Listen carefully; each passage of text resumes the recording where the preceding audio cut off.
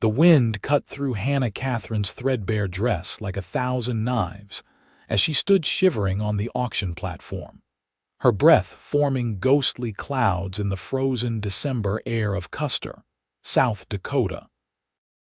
It was December 23rd, 1873, and the temperature had dropped so low that even the auctioneer's voice seemed to crack and splinter in the bitter cold as he called out bids for her indenture papers, his words carrying across the crowd of rough men who had gathered despite the weather. She had turned 19 just 2 weeks ago, though the occasion had passed without celebration or acknowledgement, marked only by another day of back-breaking labor in the gambling hall where her stepfather had kept her working since her mother's death 3 years prior.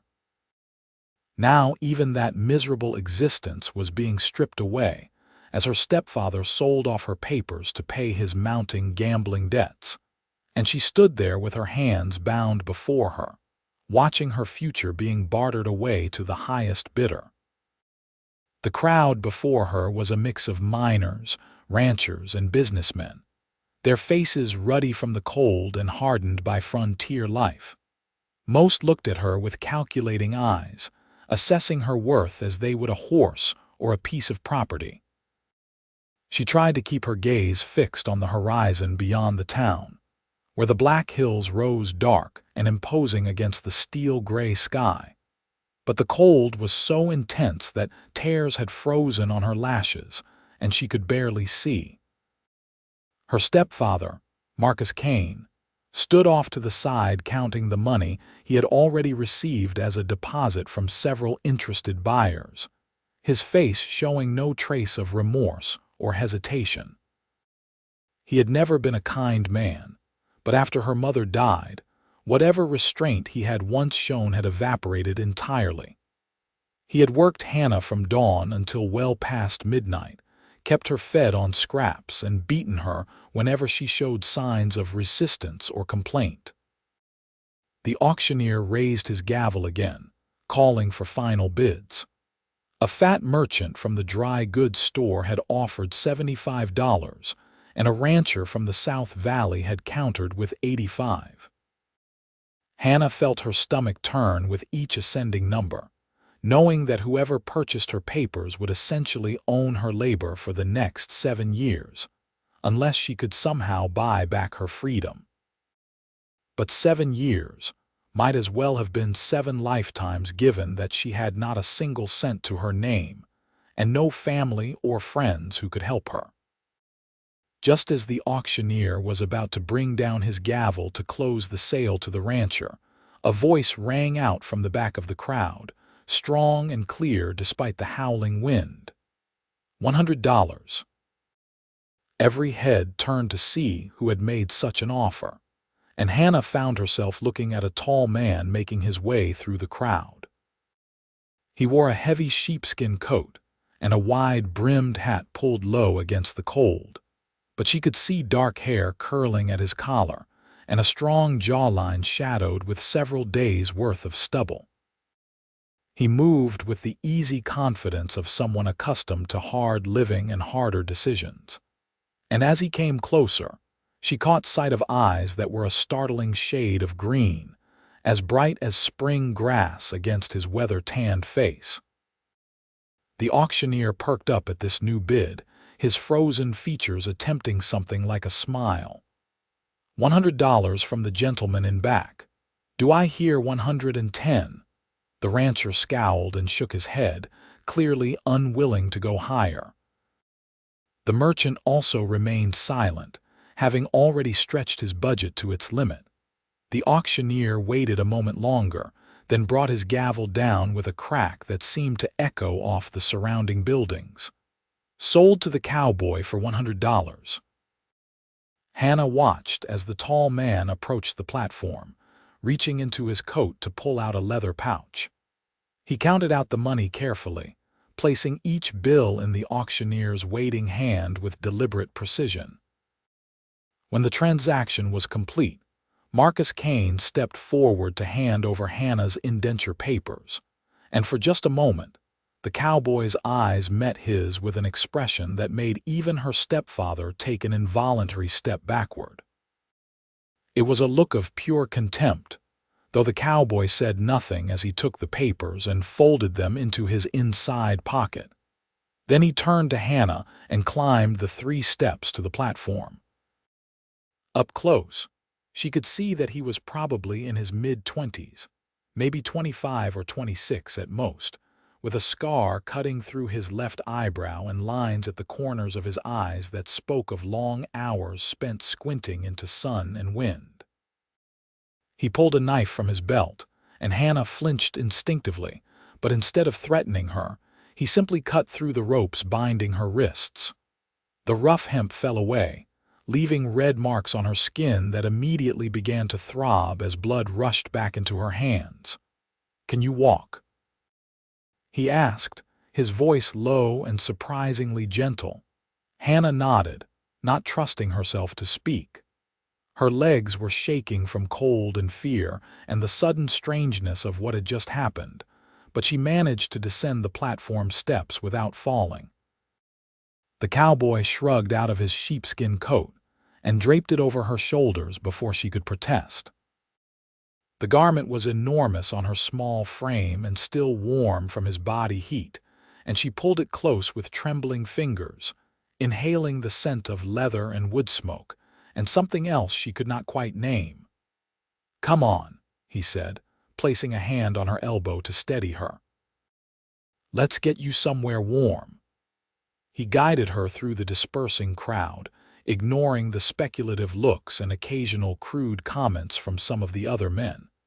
Hannah kept her eyes down, focusing on putting one foot in front of the other and trying not to think about what might happen next.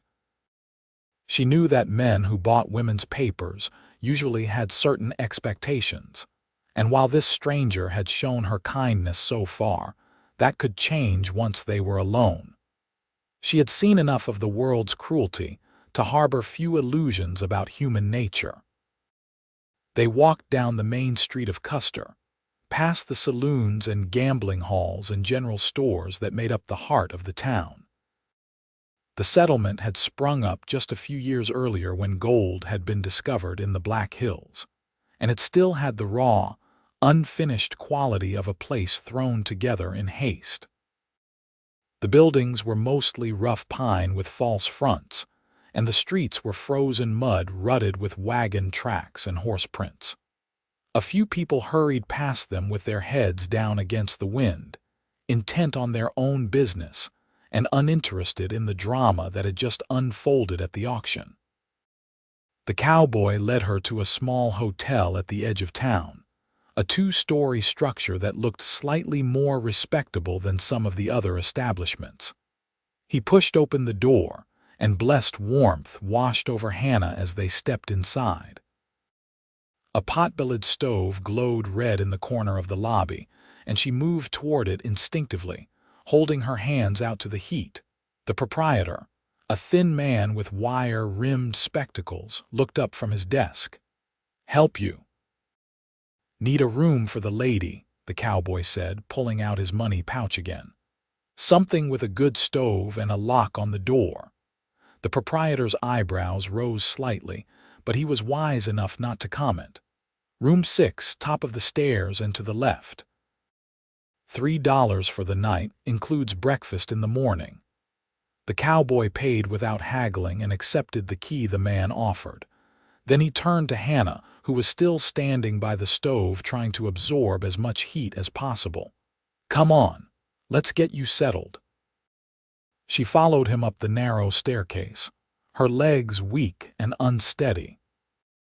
The hallway on the second floor was dim and smelled of dust and lamp oil, but the room he unlocked was clean enough, with a narrow bed covered in a patchwork quilt, a small table and chair, and a wood stove that already had kindling laid ready for lighting. The cowboy knelt and struck a match, coaxing the fire to life with practiced efficiency. Within minutes, warmth began to fill the small space. Hannah stood near the door, still wrapped in his coat, unsure of what to do or say. The cowboy remained by the stove for a moment, feeding it larger pieces of wood until he seemed satisfied with the blaze. Then he stood and turned to face her, and for a long moment they simply looked at each other. "What is your name?" he asked finally. "Hannah Katherine," she said, her voice coming out hoarse and uncertain. "Hannah Katherine Kane." "I am Cade Matthews," he said, "and I want you to understand something right from the start. I did not buy your papers because I want to work you or hurt you or use you in any way. I bought them because I could see you needed help, and that was the only way I knew to get you away from that situation." Hannah stared at him, trying to process his words. "I do not understand." Cade reached into his coat pocket and pulled out the folded indenture papers. He walked over to the stove, opened the iron door and dropped them directly into the flames. The papers caught immediately, curling and blackening as fire consumed them. He closed the stove door and turned back to her. "There. Your papers are burned. You are not indentured to anyone, including me." Hannah felt her knees go weak and she grabbed the back of the chair to steady herself. "But you paid $100. "I did," Cade agreed. "And I would do it again. Money is just money, Miss Katherine. A person's freedom is worth considerably more." "I do not have any way to pay you back," she said, and her voice broke on the words. All the fear and cold and exhaustion of the day seemed to crash over her at once, and she felt hot tears spilling down her cheeks. "I have nothing. I am nothing." Cade crossed the room in 3 quick strides and took her gently by the shoulders. "You listen to me, Hannah Katherine. You are not nothing. What was done to you tonight was wrong, and I am sorry that I could not prevent it entirely, but I could at least make sure it ended the way it did. You do not owe me anything. You understand. You are free. You can choose your own path now." Hannah looked up into his face, searching for some sign of deception or hidden agenda, but all she saw was genuine concern and something that might have been anger, though not directed at her. "Why would you do this for a stranger?" His hands dropped from her shoulders, and he stepped back, his expression becoming distant. "Let us just say I know what it is like to be powerless and at someone else's mercy. I made a promise to myself a long time ago that if I ever had the means to help someone in that situation, I would. Tonight I had the means and you needed help. It is as simple as that." But Hannah suspected it was not simple at all. There were layers to this man, depths she could not begin to fathom after such a brief acquaintance. She wanted to ask more, to understand what had shaped him into someone who would spend a significant sum of money to free a complete stranger. But she was suddenly so exhausted that she could barely stand. The warmth of the room, the relief of being away from the auction platform and the leering crowd, the sheer emotional weight of everything that had happened in the past few hours, all of it combined to make her sway on her feet. Cade caught her elbow again, steadying her. "You need rest." "When did you last eat?" Hannah tried to remember. "Yesterday morning, I think. My stepfather did not allow me to keep food in my room, and I was too nervous to eat anything at the hall." Cade's jaw tightened, but he simply nodded. "I will bring you something from the restaurant down the street. You get into that bed and warm up. I will be back in 20 minutes. He took his coat from her shoulders and left before she could protest, locking the door behind him and leaving Hannah alone in the warm room. She stood there for a moment, feeling oddly bereft without his steadying presence, then slowly began to remove her shoes. Her fingers were still clumsy with cold, and it took her several attempts to work the laces loose.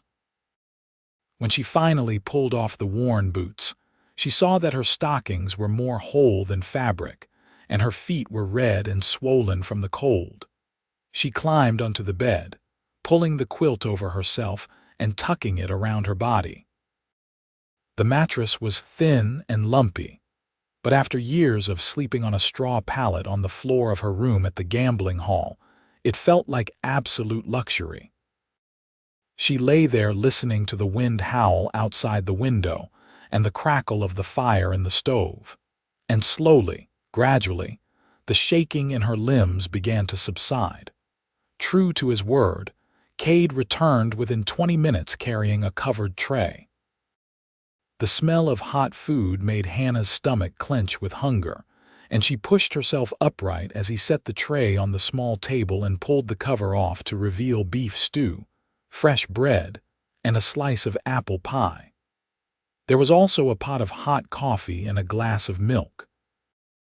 "I was not sure what you would like, so I got a bit of everything," he said, pulling the chair closer to the bed so she could reach the table more easily. "Eat as much as you can."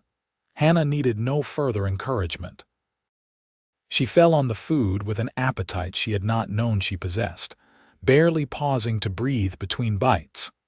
The stew was rich and flavorful, the bread was soft and still warm from the oven, and the pie was sweet enough to make her eyes water. Cade watched her eat with a mixture of satisfaction and sadness, as though her hunger confirmed something he had already suspected about her situation. When she finally slowed down, having consumed everything on the tray, he poured her a cup of coffee and handed it to her. "Better?" "Yes," Hannah said, cradling the warm cup in her hands. "Thank you for everything," Cade shrugged, looking uncomfortable with her gratitude. "It is just a meal." "It is more than that, and you know it," Hannah said softly. "You gave me my freedom." "I do not even know how to begin thanking you for that." "You do not have to thank me," Cade said firmly. "What you do have to do is figure out what comes next. Custer is not a good town for a woman alone, especially with winter setting in hard. Do you have any family anywhere?" "Anyone who might take you in," Hannah shook her head. "My mother was the only family I had, and she died 3 years ago. Her husband, the man who was selling my papers tonight, he is no relation to me by blood, just by marriage, and I would rather die than go back to him." "That will not happen," Cade said, and there was steel in his voice. "But you need to have a plan. Can you read and write?" "Yes," Hannah said. "My mother was educated and she taught me before she died. I can read well and do figures too." "That is good. That gives you options. There are towns west of here, bigger places where a woman with those skills could find work as a teacher or a shopkeeper's assistant. Or you could head east, back to more settled country." He paused, seeming to choose his words carefully. "I am heading south in a few days, down to Wyoming territory. I have a ranch there, small but growing. I could use help with the bookkeeping and correspondence, things I am not particularly good at myself. The work would not be hard and you would have your own cabin and a fair wage. If you wanted to come, that is. If not, I will give you enough money to get wherever you want to go and to keep you fed and housed until you find work." Hannah looked at him, trying to read his intentions. Everything he had done so far suggested he was exactly what he appeared to be, an honorable man trying to help someone in need. But years of living under Marcus Kane's roof had taught her to be suspicious of generosity, especially from men. Still, the alternative was striking out alone into an unfamiliar world with winter at its worst, and that prospect terrified her more than taking a chance on this stranger. "If I came to your ranch," she said slowly, "would I truly be working for wages, or would you expect other things from me?" Cade's expression hardened. "I would expect you to keep my books in order and help with correspondence with buyers and suppliers. That is all. You would have your own space, your own privacy, and the freedom to leave whenever you chose. I am not looking for a wife or a mistress, Miss Katherine. I am looking for someone to help me run my business more efficiently, and you seem like you have the skills to do that." His words were blunt, almost harsh, but Hannah found them reassuring. There was no false sweetness, no attempt to charm or manipulate. Just a straightforward offer of employment with clear terms and boundaries. She took a sip of her coffee, considering her options. She could take his money and head east, try to find work in one of the cities that were springing up along the railroad lines. But she had no experience of cities, and the thought of navigating that world alone was daunting. Or she could go west and hope to find work in a mining camp or frontier town, but those places were often as rough and dangerous as Custer, if not worse. A ranch in Wyoming with honest work and her own cabin sounded almost too good to be true. But Cade Matthews had already proven himself trustworthy in ways that mattered. He had freed her when he could have kept her bound. He had given her warmth and food and safety when he could have demanded immediate service. He had been respectful and direct when he could have been predatory. "I will come with you," Hannah said finally.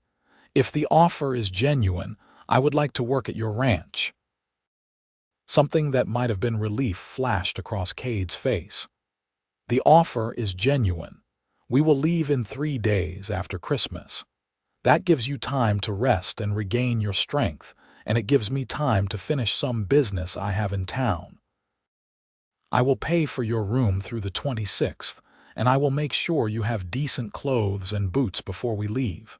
The ride south will take about 5 days, maybe longer if the weather stays bad." "I can be ready," Hannah said. Cade stood, picking up the empty tray. "Good. Get some sleep now. I am in room 4 just down the hall. If you need anything or if anyone bothers you, you come get me immediately." "Understood." "Understood," Hannah said. He nodded once and headed for the door but paused with his hand on the knob. "Hannah, one more thing. You said earlier that you were nothing. I want you to stop thinking that way. What happened to you was not your fault, and it does not define your worth. You survived something terrible, and now you have a chance to build a new life. Do not waste that chance by believing the lies that cruel people told you about yourself." Before Hannah could respond, he was gone, the door closing softly behind him. She sat there for a long moment, staring at the place where he had been standing, feeling something shift inside her chest. It was too early to call it hope, too fragile and uncertain for that. But it was something. The first stirring of possibility in a life that had held nothing but drudgery and fear for so long.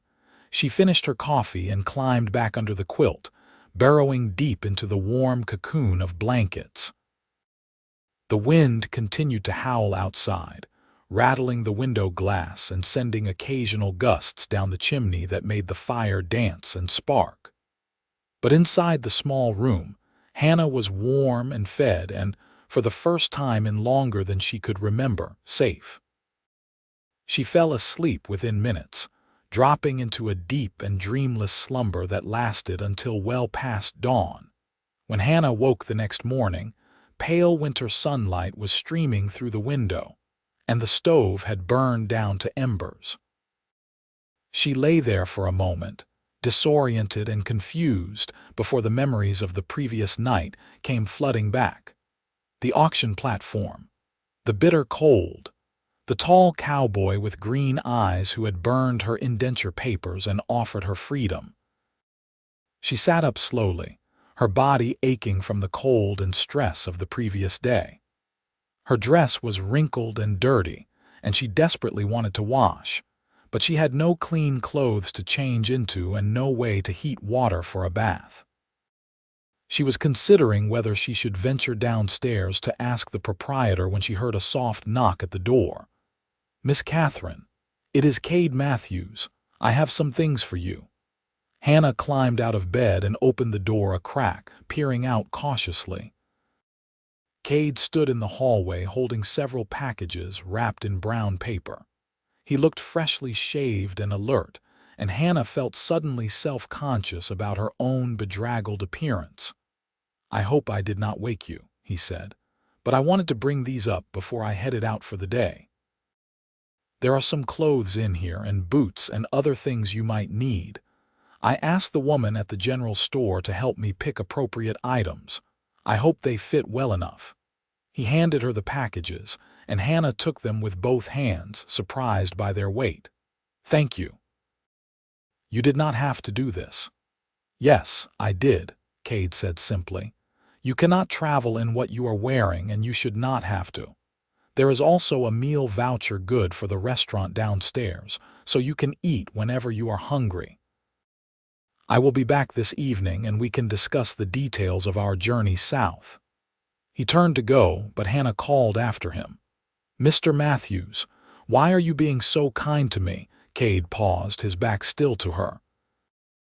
Because kindness is free, Miss Katherine, and the world is already hard enough without people making it worse.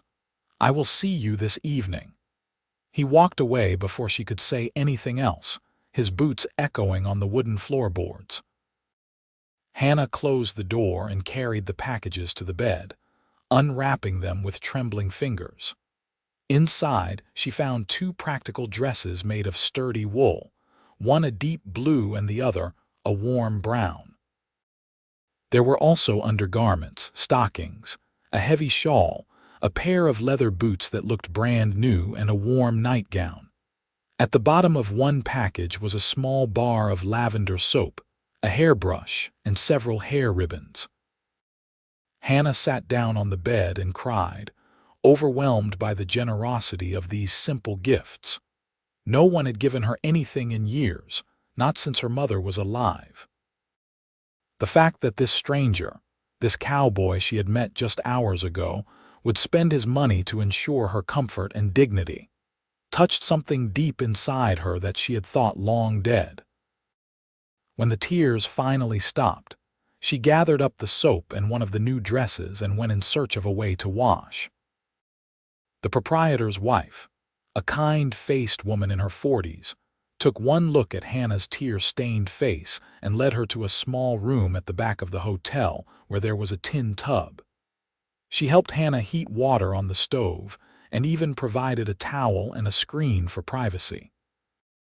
The bath was the most luxurious thing Hannah had experienced in years. She scrubbed away days of grime and fear, washed her long brown hair until it squeaked, and stayed in the water until it grew tepid. When she finally climbed out and dried herself, she felt like a new person. She dressed in the blue wool dress, which fit remarkably well, and the new undergarments and stockings. The leather boots were perhaps half a size too large, but with thick socks they would work fine. She used the hairbrush to work the tangles from her hair, then plaited it into a long braid that hung down her back. When she looked at herself in the small mirror hanging on the wall, she barely recognized the young woman staring back at her. Clean and properly dressed, she looked almost respectable, almost like someone with a future. She spent the rest of the day in her room, alternating between resting and staring out the window at the snow-covered street below. Custer on Christmas Eve was quieter than usual, with most people staying indoors to avoid the cold. She saw a few hardy souls hurrying between buildings, bundled up against the wind, and once a freight wagon rumbled past pulled by a team of massive draft horses. In the late afternoon, she ventured downstairs to use her meal voucher. The restaurant was warm and smelled of roasting meat and fresh bread. There were a few other diners scattered at various tables, miners mostly, and they glanced at her with mild curiosity but did not bother her. She ordered stew again, finding comfort in its warmth and substance, and ate slowly while watching the light fade from the sky outside. Cade appeared just as she was finishing her meal, stamping snow from his boots at the door. He spotted her and made his way over to her table, pulling off his gloves as he walked. "Mind if I join you, please?" Hannah said, gesturing to the empty chair across from her. He sat down and signaled the waitress for coffee. "How was your day?" "Quiet," Hannah said. "Restful." "Thank you again for the clothes. They fit very well." "Good. I am glad." He accepted the coffee the waitress brought and took a long drink, sighing with satisfaction. "I finished my business in town today, so we can leave day after tomorrow if you are ready. I checked on my horses and they are in good shape for the journey. I also bought a gentle mare for you to ride. She is older and very calm, so even if you are not an experienced rider, you should be fine." "I rode some as a child," Hannah said, "before my mother married Marcus Kane. We had a small farm, and I used to ride my father's old plow horse. But that was a long time ago." "It will come back to you," Cade said. "And if you get tired, we can always redistribute the load on the pack horse and have you ride in the saddle while I lead." They sat in comfortable silence for a while, drinking coffee and watching the snow fall outside the window. Hannah found herself studying Cade's profile when he was not looking, trying to understand this man who had upended her life in the span of a single evening. He had strong features, she thought, not handsome in a conventional way but striking nonetheless. There was a hardness to him, a sense that he had seen and survived difficult things, but underneath, that was a surprising gentleness. The way he had cut her ropes so carefully, the way he had draped his coat over her shoulders, the way he spoke to her with respect rather than condescension. All of it suggested a man who had thought deeply about right and wrong and chosen his side deliberately. "Can I ask you something?" Hannah said finally. Cade turned his attention to her. "Of course. Last night you said you knew what it was like to be powerless. What did you mean by that?" For a long moment, Cade did not answer. He stared into his coffee cup, his expression distant and troubled. Then he said quietly, "I was 14 when my parents died of cholera. I had two younger sisters, 12 and 9. We had a small farm in Missouri, nothing fancy, but it was ours. After my parents died, a man showed up with papers claiming my father owed him money. I do not know if the debt was real or if he forged the papers, but either way, he took the farm to settle it. My sisters and I had nowhere to go and no relatives to take us in." He paused, taking another drink of coffee. Hannah waited, sensing that he needed time to tell this story at his own pace. "The man said he would let us stay if I worked the farm for him. No wages, just room and board for me and my sisters. I agreed because I did not know what else to do. For 3 years I worked that farm from dawn to midnight, doing the work of 3 men while my sisters kept house and cooked and cleaned. He fed us scraps and worked me until I could barely stand. My sisters tried to help, but he would beat them if they came out to the fields, so I made them stay inside." His hands tightened around the coffee cup, knuckles going white. "When I was 17, he decided to sell my sisters indenture papers. Said they were old enough to work now and he could get good money for pretty young girls. I knew what that meant. I knew what kind of men bought papers for young girls, so I took my sisters and we ran. Middle of the night, we just ran. I stole food and a little money from the house and we headed west." "What happened to them?" Hannah asked softly. "Your sisters." Cade's expression softened slightly. "They are both married now, living in Oregon. Good men, good lives. Mary has 3 children and Jane just had her first. I get letters from them a few times a year. They are happy, which is all I ever wanted for them." "And you?" he shrugged. "I worked cattle drives for a few years, saved every penny I could. Then I bought some land in Wyoming and started building my own place. It has been 5 years now, and the ranch is doing well enough. I have about 200 head of cattle, some good horses, and decent grazing land. It is not much compared to the big operations, but it is mine, and no one can take it from me." Hannah understood now why he had been willing to pay $100 to free her. He had been in her position, or near enough. He knew the helplessness and fear, the sense of being trapped with no way out. And he had promised himself that if he ever could help someone in that situation, he would. "Your sisters are lucky to have you," she said. "I am lucky to have them," Cade replied. "They are what kept me going through the worst times. Knowing that I had to take care of them, that they depended on me, that gave me a reason to keep fighting." They talked for another hour, the conversation drifting to lighter topics. Cade told her about his ranch, about the wild beauty of the Wyoming landscape, and the satisfaction of building something with his own hands. Hannah found herself telling him about her childhood before her father died, about the small farm and her mother's garden, and the happy years before everything fell apart. It felt good to remember that there had been a time before fear and hunger, before Marcus Kane and his cruelty. Eventually, the restaurant began to close, and they walked back upstairs together. Cade left her at her door with instructions to be ready to leave at first light on the 26th. Hannah spent Christmas Day reading an old newspaper the proprietor gave her and watching the town through her window. The hotel provided a modest Christmas dinner, roast chicken and potatoes, and Hannah ate alone in her room, feeling oddly content despite the solitude. She thought about previous Christmases, the ones with her mother when there had been small gifts and special meals and carols sung by lamplight.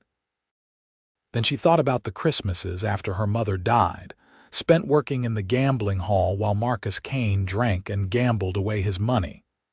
This Christmas fell somewhere between those two extremes. She was alone, but she was safe. She had no presents, but she had her freedom and the promise of a new beginning. The next morning dawned clear and brutally cold. Hannah dressed in her traveling clothes, the brown wool dress and the warm shawl and her new boots. She gathered her few belongings, including the blue dress and the nightgown, and wrapped them in the brown paper they had come in. She had no bags or trunks, nothing from her old life worth carrying into her new one.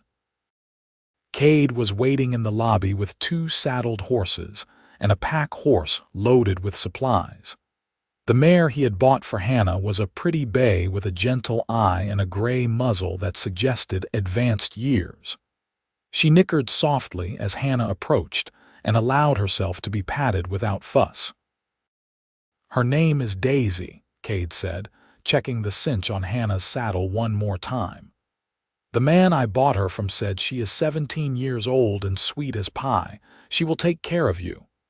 Hannah stroked Daisy's neck, feeling the warmth of the horse's body through her gloves. "Thank you." "She is beautiful." Cade helped her mount, his hand steadying her as she found the stirrups. The saddle felt strange after so many years, and she gripped the horn nervously as Daisy shifted her weight. But the mare stood quietly, waiting for Hannah to get settled, and after a moment, Hannah began to relax slightly. They rode out of Custer heading south, leaving behind the ramshackle buildings and frozen streets. The sky was a pale blue dome overhead, cloudless and vast, and the sun glinted off the snow with blinding intensity. The cold was still fierce, but without the wind it felt more bearable, and Hannah found that wrapped in her shawl and with the warmth of the horse beneath her. She was not uncomfortable. Cade set an easy pace, mindful of Hannah's inexperience and the difficult conditions. They followed a rough trail that wound through pine forests and across frozen creeks, always heading south toward the invisible line that separated Dakota Territory from Wyoming. Cade rode in front, breaking trail through the deeper snow, while Hannah followed on Daisy and the pack horse trailed behind on a lead rope. They stopped at midday to rest the horses and eat a cold meal of jerky and hardtack. Cade built a small fire, more for comfort than warmth, and they sat beside it for half an hour before mounting up again. Hannah's legs and back were already aching from the unaccustomed riding, but she did not complain. This discomfort was temporary, she told herself, and at the end of it was a new life.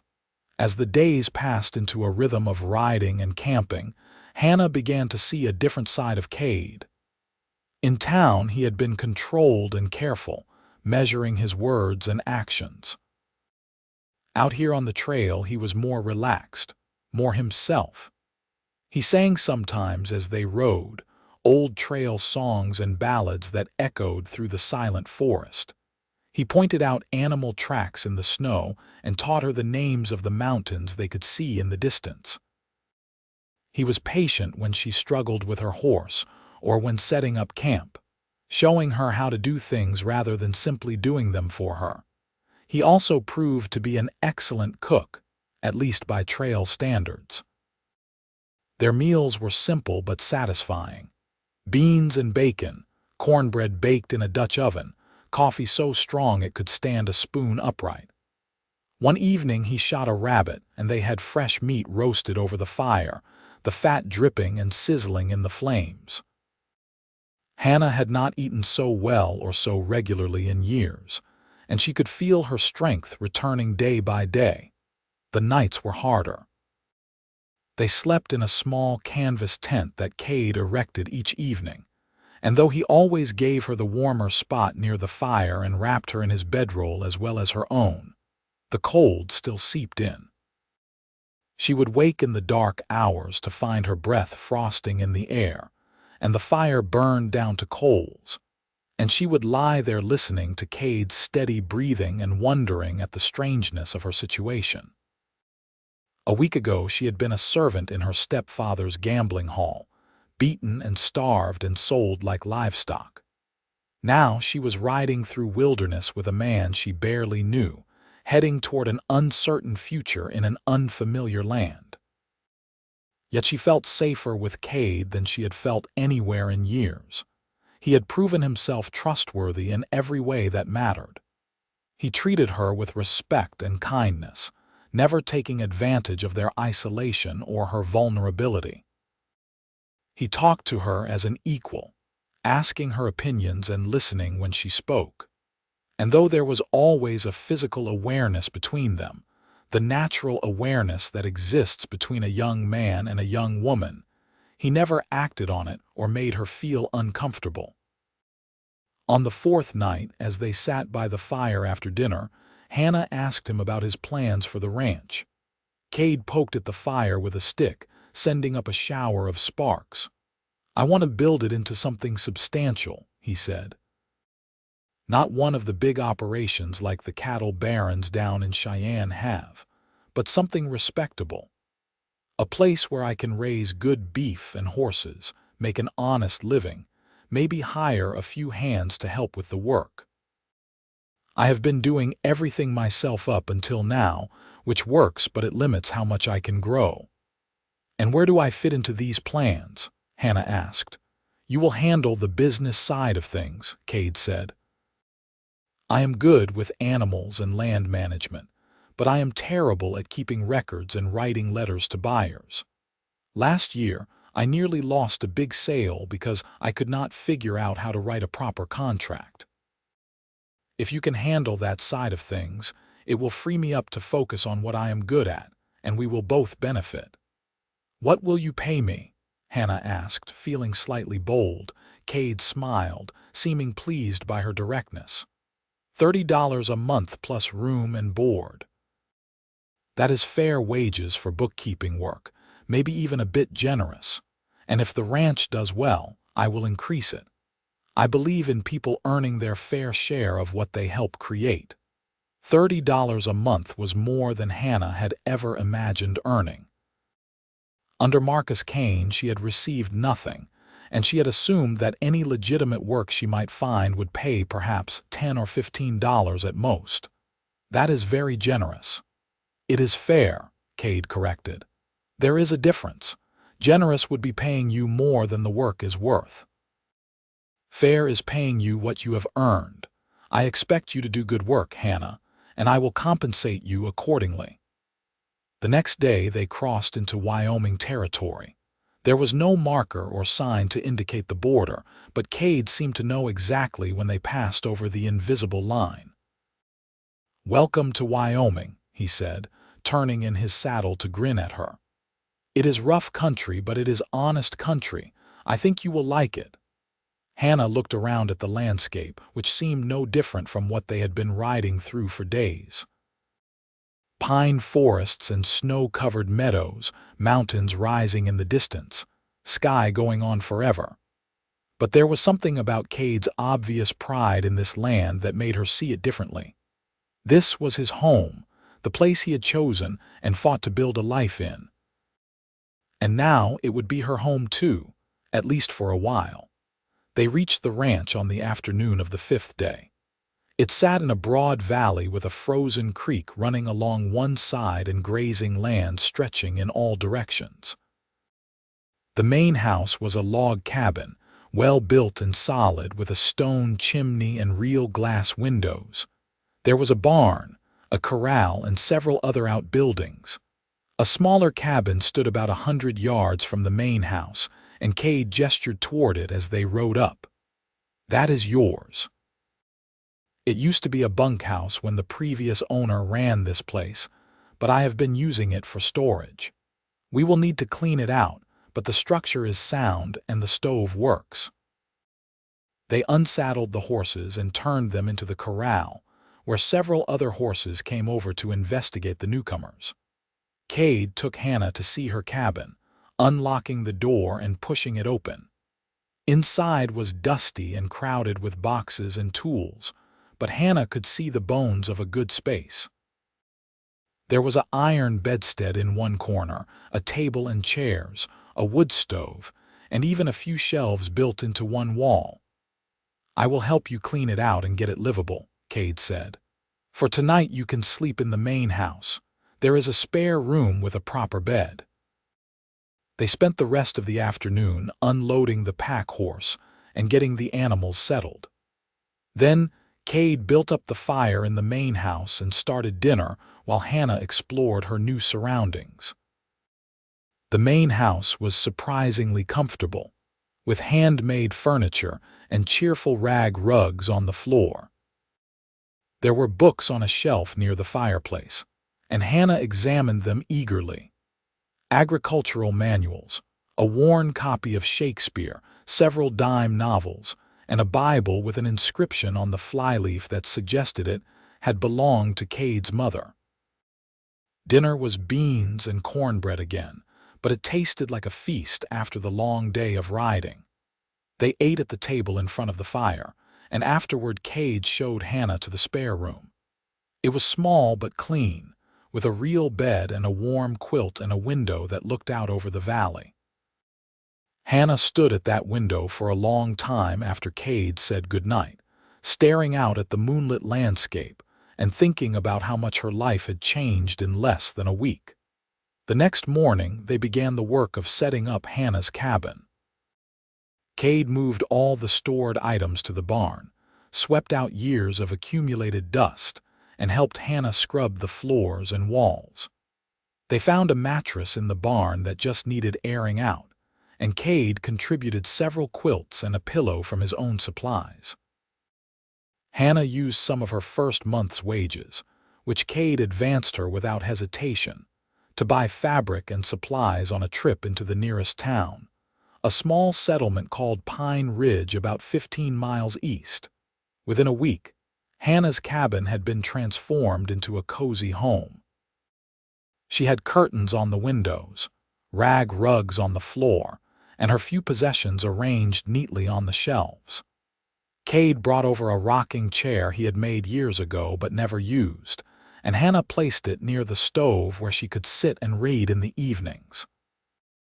It was her own space, her own sanctuary, and she treasured it more than she could express. She also began her work as Cade's bookkeeper.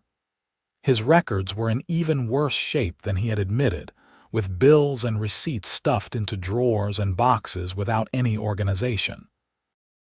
Hannah spent days sorting through everything, creating a system that made sense and recording all the transactions in a ledger book. She discovered that the ranch was actually more profitable than Cade had realized, but only because she could track income and expenses properly. She also wrote letters to his buyers and suppliers, establishing more formal business relationships and negotiating better prices. Cade was impressed by her work and said so often. "I had no idea you were this skilled," he said one evening as she showed him her organized ledgers. "You could work for a bank or a big business with these skills." "I learned from watching my mother," Hannah said. "She used to help my father with the farm accounts, and she taught me how to keep proper records. I am just grateful to be using those skills again." As winter deepened, and then slowly began to release its grip on the land, Hannah settled into a rhythm of work and life at the ranch. Her days were spent at the desk Cade set up for her in the corner of the main house, working on accounts and correspondence. In the evenings, she would return to her cabin, cook her own dinner, and read or so until bedtime. It was a quiet life, but after years of chaos and fear, quiet felt like a blessing. She saw Cade every day, of course, but their interactions remained professional and friendly. He treated her as a valued employee and a respected colleague, nothing more. Hannah told herself she was grateful for this arrangement, that she wanted nothing more than honest work and independence. But she could not help noticing things about him. The way his eyes crinkled when he smiled, the competent way he handled the horses, the surprising gentleness with which he treated the animals. She noticed the way he sang while he worked, how he always asked about her day, the thoughtful way he looked at her sometimes when he thought she was not watching. Winter gave way to early spring, and the valley began to transform. The snow melted into rushing streams, the grass turned green, and wildflowers appeared in the meadows. Cade's cattle, which had been brought down from the high pastures before Hannah arrived, began to move back up into the mountains as the grazing improved. He hired 2 temporary hands to help with the spring branding, and Hannah found herself cooking for 4 instead of 1, turning out meals 3 times a day for the hungry men. The hired hands were respectful but curious about Hannah's presence on the ranch. They had clearly expected a wife or sister, not an employee with her own cabin. But Cade shut down any inappropriate questions or comments with a single cold look, making it clear that Hannah's position was exactly what he said it was, and that she was to be treated with respect. One evening in late April, after the hired hands had ridden out to check on the cattle in the north pasture, Cade and Hannah sat on the porch of the main house watching the sunset. The air was finally warm, almost balmy after the bitter cold of winter, and birds were singing in the cottonwoods along the creek.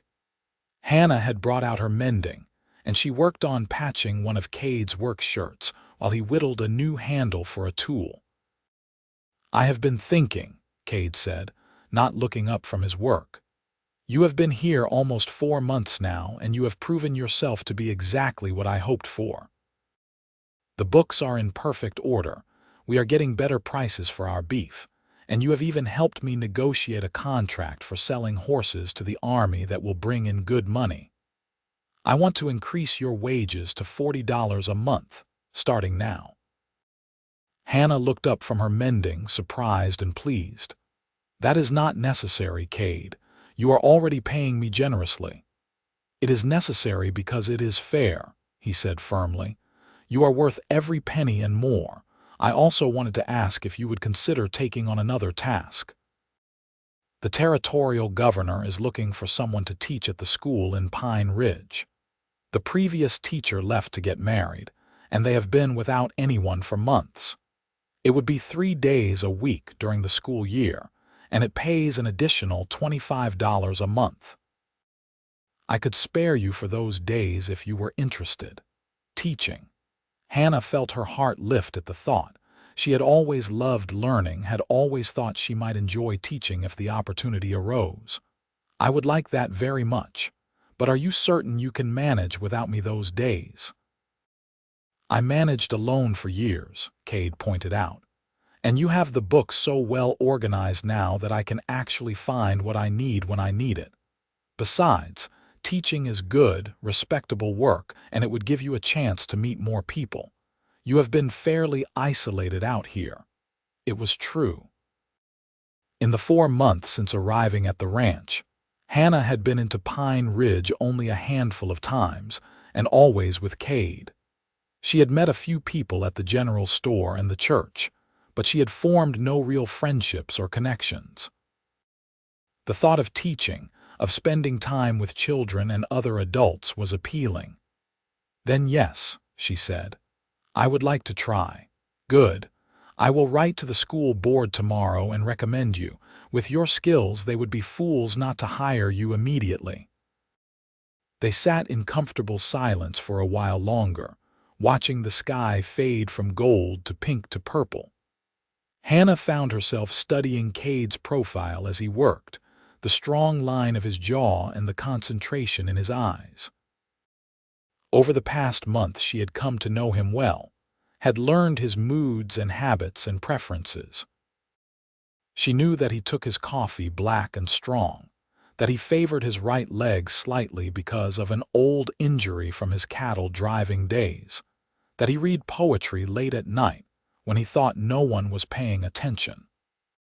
She also knew that her feelings toward him had shifted from gratitude to something deeper and more complicated. She admired his integrity and his kindness, his work ethic, and his intelligence.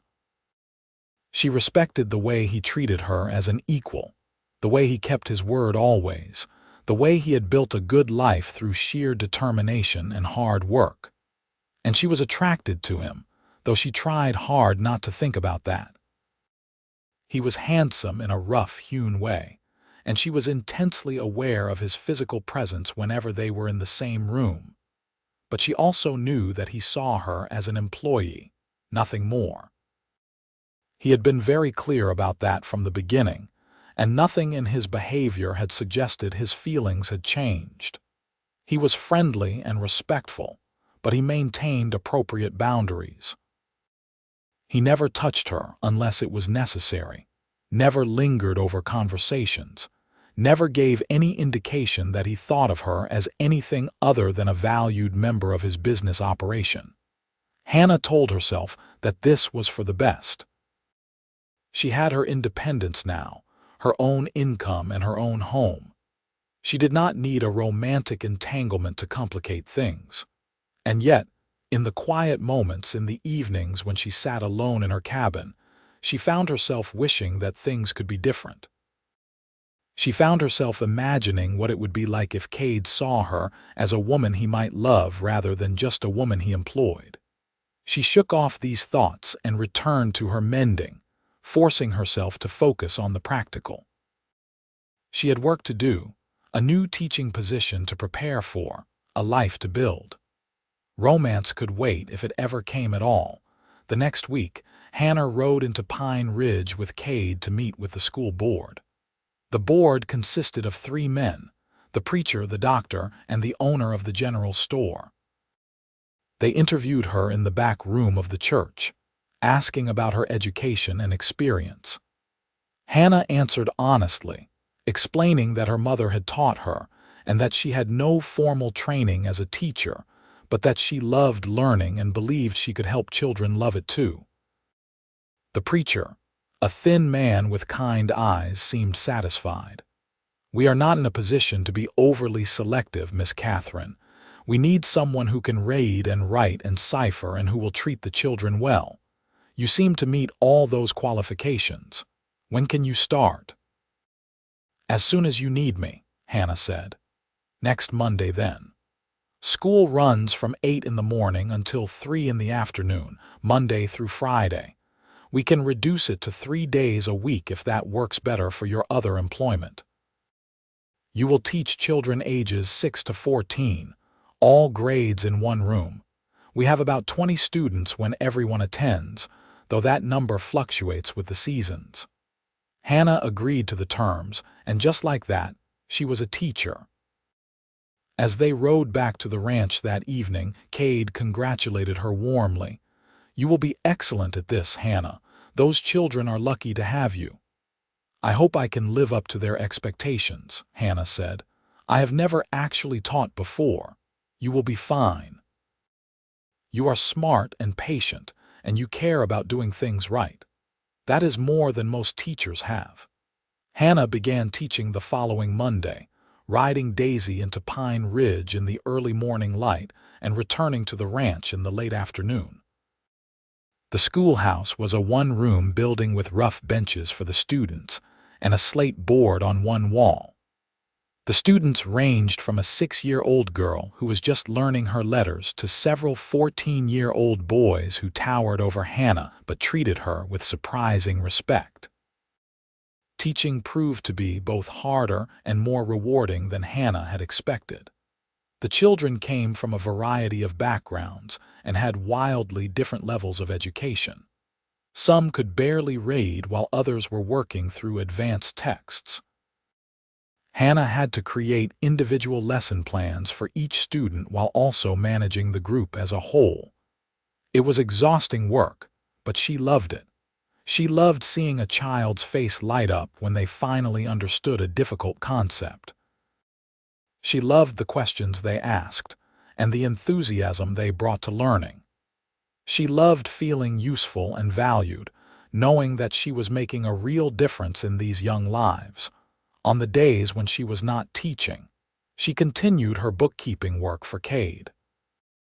The ranch was thriving under their combined efforts. The cattle herd had grown, the horse breeding program was bringing in steady income, and they had even begun to sell hay to other ranchers in the area. Cade hired a permanent hand, a quiet young man named Thomas who lived in the bunkhouse and helped with the daily work. As spring turned to summer, life settled into a comfortable pattern. Hannah rose early, did her work whether at the ranch or at the school, and spent her evenings reading or working on small projects. She made friends with some of the women in Pine Ridge, including the doctor's wife and the woman who ran the boarding house. She attended church services on Sundays and occasionally joined in social events like barn raisings and quilting bees. But through it all, her awareness of Cade continued to grow. They saw each other every day, worked together, ate meals together, talked about everything from politics to poetry. Hannah learned that he had read widely despite his limited formal education, that he had strong opinions about social justice and fairness, that he believed in treating people with dignity regardless of their station in life. She learned that he could be stubborn and proud, that he pushed himself too hard sometimes, that he carried guilt about things that were not his fault. And she learned that he was lonely, though he would never admit it. She saw it in the way he lingered over coffee after dinner, clearly reluctant to return to his empty house. She saw it in the way he found excuses to help her with tasks she could easily manage alone. She saw it in the way he looked at her sometimes, with an expression she could not quite read, but that made her heart beat faster. One evening in early July, they were sitting on the porch after dinner when a summer storm rolled in. The sky turned dark and the wind picked up, bringing with it the smell of rain and ozone. Lightning flashed in the distance, followed by the low rumble of thunder. Hannah loved storms, loved the power and drama of them, and she sat forward in her chair to watch as the clouds roiled overhead. "We should get inside," Cade said, but he made no move to stand. "Not yet," Hannah said. "I want to watch for a bit longer." The first drops of rain began to fall, big and heavy, spattering on the porch boards. Then the sky opened up and rain poured down in sheets, drumming on the roof and turning the yard to mud. Lightning cracked across the sky, so bright it left afterimages, and thunder boomed so loud Hannah felt it in her chest. She looked over at Cade and found him watching her instead of the storm. There was something in his expression, something raw and unguarded that took her breath away. For a long moment, they simply looked at each other, the storm raging around them and the air crackling with more than just electricity. Then Cade stood abruptly. "I should check on the horses. They get nervous in storms." He strode off into the rain without another word, leaving Hannah sitting alone on the porch. She watched him disappear into the barn, her heart pounding and her mind racing. Something had just happened between them, something unspoken but unmistakable. The question was what, if anything, she should do about it. She sat there until the storm passed, until the rain slowed to a drizzle and the clouds began to break up. Cade emerged from the barn eventually, soaked to the skin, and climbed the porch steps slowly. He stopped a few feet away from her, water dripping from his hair and clothes. "Hannah," he said, and his voice was rough. "I need to tell you something." Her heart stuttered. "What is it?" He ran a hand through his wet hair, looking uncharacteristically uncertain. "When I bought your papers back in December, I told you that I was not looking for a wife or anything like that. And that was true at the time. I meant what I said about giving you your freedom and letting you choose your own path. But over these past months, spending time with you every day, getting to know you, I have found my feelings changing into something I did not expect and did not plan for." Hannah stood slowly, her legs shaking. "What kind of feelings?" "The kind that make me look forward to seeing you every morning. The kind that make me want to tell you about everything that happens during my day. The kind that make me proud when I watch you teach those children, or when I see how well you have organized the ranch accounts. The kind that make me think about the future differently, not just as something to build for myself, but as something to share." He took a step closer, his green eyes intense. "I think I am falling in love with you, Hannah. Maybe I have been falling this whole time without realizing it." Hannah felt tears spring to her eyes. "Cade, wait.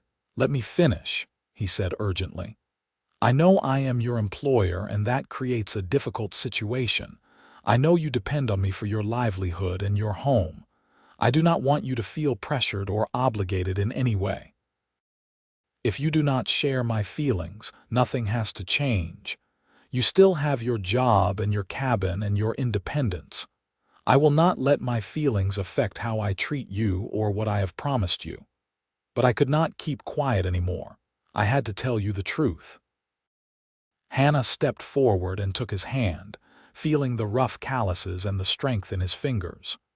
"You think you are the only one whose feelings have changed. I have been falling in love with you too, Cade. Every day a little more. The way you treat everyone with respect, the way you keep your promises, the way you care about doing what is right even when it is hard. The way you sing while you work, and the way you look at the mountains like they are a miracle. The way you gave me my freedom and then showed me what it means to really be free." Cade stared at her as though he could not quite believe what he was hearing. "You love me." "I do," Hannah said, and saying it out loud felt like stepping off a cliff into open air. "I love you, Cade Matthews." He pulled her into his arms then, holding her tight against his chest. She could feel his heart pounding, could feel the dampness of his clothes soaking through her dress, could feel the strength and warmth of him surrounding her. They stood there in the fading light, holding each other, and Hannah felt something settle into place inside her. This was right. This was where she was meant to be. When Cade finally pulled back, it was only far enough to cup her face in his hands. "I want to do this right, Hannah. I want to court you properly, take you on drives and picnics, bring you flowers, ask your permission before I kiss you." Hannah laughed, feeling giddy and light. "You have my permission." He kissed her then, gentle at first and then with growing passion. It was Hannah's first real kiss, and it was everything she had imagined and more. When they finally broke apart, both breathing hard, Cade rested his forehead against hers. "I promise I will be good to you, Hannah. I will spend every day trying to deserve you." "You already deserve me," Hannah said softly. "And I will spend every day trying to deserve you too." They sat back down on the porch, this time with Hannah tucked against Cade's side and his arm around her shoulders. They talked late into the night, making plans and sharing dreams. Cade wanted to marry her, he said, but only when she was ready, only when she felt certain that it was what she wanted. Hannah said she was already certain, but she was willing to wait a bit longer if only to savor this courtship period, this time of discovery and growing love. Over the next months, Cade courted Hannah with a sweetness and dedication that made her fall even more deeply in love with him. He brought her wildflowers from the meadows and left them on her doorstep. He took her on long rides through the mountains, showing her his favorite places and teaching her about the land he loved. He wrote her letters even though they saw each other every day, funny little notes that made her laugh and tender declarations that made her cry. He asked her opinions and listened to her ideas and treated her as a true partner in every sense of the word. Hannah blossomed under this attention. She had never imagined that love could feel this way, this equal and reciprocal and joyful. She had seen her mother's marriage to Marcus Kane, had seen how love could turn sour and become something twisted and cruel. But what she had with Cade was nothing like that. He built her up rather than tearing her down. He encouraged her independence rather than trying to control her. He gave freely without expecting anything in return. In September, on the anniversary of the day they had met, Cade took Hannah on a picnic to a high meadow overlooking the valley. The aspens were turning gold and the air had the crisp quality of early autumn. They spread a blanket and ate the lunch Hannah had packed, then lay back to watch clouds drift across the impossibly blue sky. "Hannah Katherine," Cade said eventually, rolling onto his side to look at her. "I have a question for you." Hannah turned to face him, her heart already knowing what he was going to ask. "Yes." He pulled a small box from his pocket and opened it to reveal a simple gold band. "I know we have not been officially courting for very long, but I have known for a while now that I want to spend the rest of my life with you. Will you marry me?" Hannah did not even have to think about it. "Yes, absolutely yes." Cade slipped the ring onto her finger and it fit perfectly. They kissed there in the meadow with the mountains watching and the aspens rustling their approval, and Hannah felt a completeness she had never known existed. This was it. This was the life she was meant to live, with this man by her side. They were married in October in the small church in Pine Ridge. Hannah wore a dress she made herself, a beautiful ivory gown with lace at the collar and cuffs. Cade wore his best suit and looked so handsome that Hannah's breath caught when she saw him waiting at the altar. The church was full of friends and neighbors, all of them happy to celebrate this union. Even Thomas, Cade's hired hand, attended in his Sunday best, grinning from ear to ear. The preacher performed the ceremony, and Hannah and Cade exchanged vows they had written themselves. Cade promised to love and honor her, to support her dreams, to treat her as an equal partner in all things. Hannah promised to love and respect him, to build a life with him, to face whatever challenges came their way together. When the preacher pronounced them husband and wife and Cade kissed her, there was not a dry eye in the church. The reception was held at the ranch, with tables set up in the yard and food prepared by half the women in Pine Ridge. There was dancing and laughter and toasts to the happy couple. One of the older ranchers stood up and said that he had known Cade for years and had never seen him happier, and that Hannah must be quite a woman to have captured the heart of a man who had sworn he would never marry. Everyone cheered, and Hannah blushed, and Cade pulled her close and whispered that the old rancher was absolutely right. That night, after the guests had left and the tables had been cleared away, Cade carried Hannah over the threshold of the main house, which was now officially their home. He set her down gently in the bedroom and looked at her with such love that Hannah felt tears spring to her eyes. "I cannot believe you are mine," he said softly. "I cannot believe I get to spend the rest of my life with you." "We get to spend the rest of our lives with each other," Hannah corrected. "I am yours and you are mine, and that is how it should be." They came together that night with tenderness and passion, discovering each other in the lamplight. Cade was gentle and patient, mindful of Hannah's inexperience, and Hannah gave herself to him completely, holding nothing back. Afterward, they lay tangled together in the bed, talking quietly and making plans for their future. "I want children," Cade said, his hand resting on her stomach. "If you do." "I do," Hannah said. "I want to fill this house with love and laughter. I want to give our children the kind of childhood I had before my father died, full of security and affection." "We will," Cade promised. "We will give them everything they need and teach them to be good people. Just like you are teaching those students at the school." Hannah continued teaching through that fall and winter, though she knew that if she became pregnant she would have to give up the position, at least temporarily. The school board was understanding, and the community supported her. She was now not just the teacher but Mrs. Matthews, the wife of one of the most respected ranchers in the area, and that gave her a status and security she had never had before. Spring came again, and with it, the news that Hannah was indeed pregnant. Cade was overjoyed, immediately becoming overprotective and insisting that she rest more and not work so hard. Hannah laughed at his fussing but secretly loved it, loved knowing that he cared so much about her well-being. She gave up teaching for the time being, focusing instead on preparing for the baby and continuing to help Cade with the ranch accounts. Their son was born in November, a healthy boy with dark hair and his father's green eyes. They named him James after Cade's father, and he was the joy of both their lives. Cade was an attentive father, taking turns with nighttime feedings and changing diapers without complaint. He would hold his son for hours, singing to him and telling him stories, and Hannah would watch them together and feel her heart swell with love. 2 years later, they had a daughter, whom they named Sarah after Hannah's mother. She had Hannah's brown eyes and a sunny disposition that charmed everyone she met.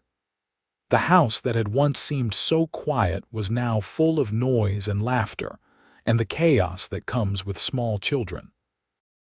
Hannah sometimes thought back to that cold night in Custer when she had stood on the auction platform, certain that her life was over. She could barely reconcile that frightened, hopeless girl with the woman she had become, loved, secure, surrounded by family. The ranch continued to prosper. Cade's reputation for honesty and quality stock grew, and they were able to expand their operations and hire more hands. Thomas remained with them, eventually marrying a woman from Pine Ridge and building a house on the edge of the ranch property. Hannah resumed teaching once Sarah was old enough to be left with a neighbor during the day, and she found that she loved the work even more now that she had children of her own. Years passed in a blur of seasons and growth. James grew into a serious, thoughtful boy who loved books and horses in equal measure. Sarah was wild and adventurous, always climbing trees and catching frogs and coming home covered in mud. When James was 8 and Sarah was 6, Hannah discovered she was pregnant again, and this time they welcomed twin boys into the family. Daniel and David, identical in appearance but completely different in temperament. The house expanded to accommodate the growing family, with Cade adding rooms and improving the structure year by year. The ranch became one of the most successful in the territory, known for quality cattle and horses and for the fair treatment of employees. Cade never forgot his own experience of being exploited, and he made sure that everyone who worked for him received fair wages and decent treatment. Hannah's former stepfather, Marcus Kane, died a few years after she left Custer, killed in a bar fight over a card game. Hannah felt nothing when she heard the news except perhaps a mild sense of relief that he could never threaten her or her family. She had long since stopped thinking of him as anything other than a bad memory, a reminder of where she had come from and how far she had traveled. Cade's sisters visited several times over the years, bringing their families to meet Hannah and see the ranch. Mary had 4 children now and Jane had 3, and the cousins delighted in playing together during these visits. The sisters loved Hannah immediately, grateful to her for making their brother so happy. They told her stories about Cade as a boy, about his stubbornness and his sense of justice, and his determination to protect those he loved. Hannah listened to these stories and fell in love with her husband all over again, seeing him through the eyes of the people who had known him longest. As the children grew older, Hannah and Cade made sure to teach them the values they both held dear: honesty, hard work, kindness, and the fundamental belief that all people deserved dignity and respect. They told their children the story of how they had met, softening some of the harsher details, but making sure the children understood that their mother had overcome great hardship and that their father had chosen compassion over indifference. James, when he was about 12, asked his father why he had spent so much money to buy his mother's papers when he could have just let someone else take her. Cade had looked at his son seriously and said, "Because when you have the power to help someone and you choose not to, you are just as guilty as the people who hurt them in the first place. Your mother needed help, and I was in a position to give it. That is what decent people do for each other." James had nodded thoughtfully, and Hannah, listening from the next room, had felt tears stream down her face. This was the man she had married. This was the father of her children. This was the life they had built together. On their 20th wedding anniversary, Cade and Hannah took a trip back to Custer, the first time Hannah had returned since that terrible night.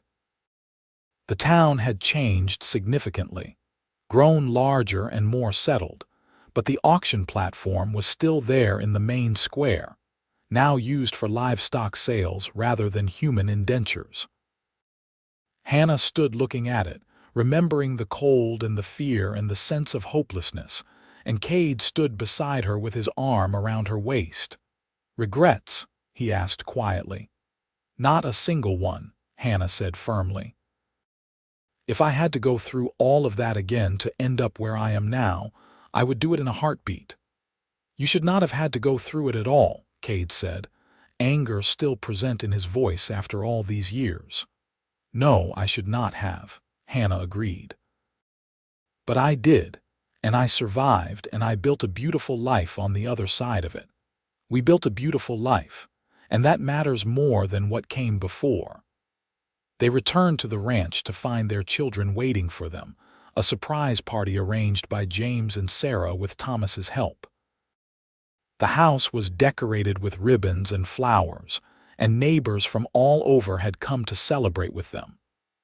There was food and music and dancing, and Hannah danced with her husband while their children and friends looked on with affection.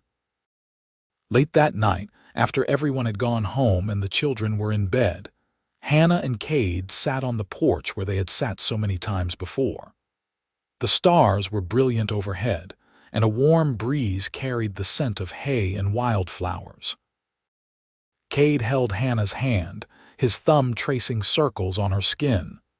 20 years, he said wonderingly. "It feels like both forever and no time at all." "I know what you mean," Hannah said. "Sometimes I still feel like that frightened girl on the auction platform, and sometimes I cannot even remember what that felt like." "You were never just a frightened girl," Cade said. "You were strong and brave and determined to survive. I saw that in you from the first moment. That is why I knew you would build something amazing with your freedom once you had it." "We built something amazing," Hannah corrected, as she had so many times over the years. "Everything good in my life exists because you chose compassion that night. Because you saw someone who needed help and you helped them without expecting anything in return." Cade pulled her close, and she rested her head on his shoulder. They sat like that for a long time, comfortable in the silence that comes from years of knowing each other completely. Hannah thought about all the moments that had led them to this one. The cold night and the cowboy's kindness, the journey south through frozen wilderness, the slow building of trust and friendship and love, the wedding and the children and the decades of partnership and joy. "Choose your own path now," Cade had said to her on that first night after burning her indenture papers. And she had chosen him, chosen this life, chosen love and family and belonging. It had been the best choice she had ever made. Their children grew and eventually left to build lives of their own. James became a lawyer, fighting for justice and fair treatment under the law. Sarah married a doctor and worked as a nurse, caring for the sick and vulnerable. The twins took over the ranch when Cade decided to retire, running it with the same integrity and fairness their father had modeled. Hannah continued teaching until she was nearly 70, beloved by generations of students who remembered her kindness and patience. Cade remained active on the ranch even after officially retiring, unable to stay away from the land and animals he loved. They grew old together, their hair turning white and their bodies slowing down, but their love remained as strong as ever. On a warm summer evening, when Hannah was 75 and Cade was 81, they sat together on the porch watching the sunset. Cade's hand was still strong in hers, and his eyes were still that startling shade of green, though they were dimmed now with age. He turned to look at her, and the love in his expression took her breath away just as it had 56 years earlier. "No regrets," he said, as he had said so many times over the years. "No regrets," Hannah agreed, squeezing his hand. "Only gratitude. For every moment, every day, every year." "For you, always for you. For us," Cade said. "For the life we built together." They sat and watched as the sun sank below the mountains, painting the sky in shades of gold and crimson and purple. The land they had worked and loved stretched out before them, and in the distance, they could see their grandchildren playing in the yard of one of the houses on the property. The ranch would continue after they were gone, passed down through generations, built on the foundation of love and fairness and compassion they had established. That night, Hannah lay in bed beside her husband as she had for 56 years. She thought about the girl she had been, standing on that auction platform in the killing cold, and she thought about the woman she had become. She thought about all the pain and fear of her early life, and all the joy and love that had come after. And she thought about the man who had given her freedom and then shown her what that freedom could build. "I love you," she whispered into the darkness. "I will love you forever." "Forever," Cade whispered back, pulling her close. "In this life and whatever comes after." They drifted off to sleep together, surrounded by the life they had built and the love they had nurtured. And if anyone had asked Hannah whether she would change anything about her journey, about the cold night in Custer and the cowboy who freed her, she would have said no without hesitation. Because that night had been the beginning of everything good in her life. That night had been the moment when her real story began. Hannah Katherine Matthews lived to be 83, surrounded by children and grandchildren and great-grandchildren, who all knew the story of how their grandmother had been saved by their grandfather's compassion and courage. Cade lived to be 89, his body finally wearing out but his spirit strong to the end. They were buried side by side on a hill overlooking the ranch, their graves marked by simple stones that bore their names and the dates of their long lives. But they were remembered not just for how long they lived, but for how well they lived. They were remembered for their kindness and integrity, for the way they treated everyone with respect, for the family they raised and the community they built. They were remembered for a love that had started on the coldest night of the year and had burned steady and warm for more than half a century. And in Pine Ridge, in the small schoolhouse where Hannah had taught for so many years, There was a plaque on the wall that read, "In memory of Hannah Katherine Matthews, teacher and friend, who believed that every person deserved dignity, respect, and the chance to choose their own path." Beneath it was a quote that Hannah had often used with her students. "Kindness costs nothing, but its value is beyond measure." It was a fitting tribute to a woman who had known cruelty and chosen kindness, who had been given freedom and used it to build a life of meaning and love. And it was a reminder to everyone who read it that a single act of compassion, performed on the coldest night of the year by a cowboy who cared more about doing right than about his own comfort, could change the course of a life and echo down through generations. The story of Cade and Hannah Matthews became a legend in Wyoming, passed down from parents to children, from teachers to students. It was a story about the power of choice and the importance of compassion. It was a story about overcoming hardship and building something beautiful from nothing.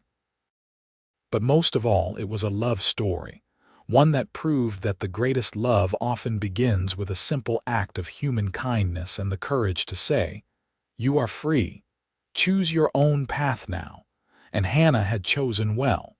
She had chosen love and family and a life of purpose. She had chosen a partner who valued her as an equal and built with her a legacy that would endure long after they were both gone. She had chosen, in the end, to believe in the possibility of happiness even when everything in her experience suggested that happiness was not meant for people like her. That belief, that choice, made all the difference. It turned a tragedy into a triumph, an ending into a beginning, a cold December night into the first chapter of a love story that would warm hearts for generations to come. And somewhere, in the wind that swept across the Wyoming plains and through the valleys where the ranch still stood, there was an echo of that original promise, spoken by a young cowboy to a frightened girl. "Choose your own path now." Hannah had chosen. And in choosing, she had found everything she had ever dreamed of and more than she had ever dared to hope for. She had found home. She had found family. She had found herself. And she had found a love that would last not just a lifetime but forever.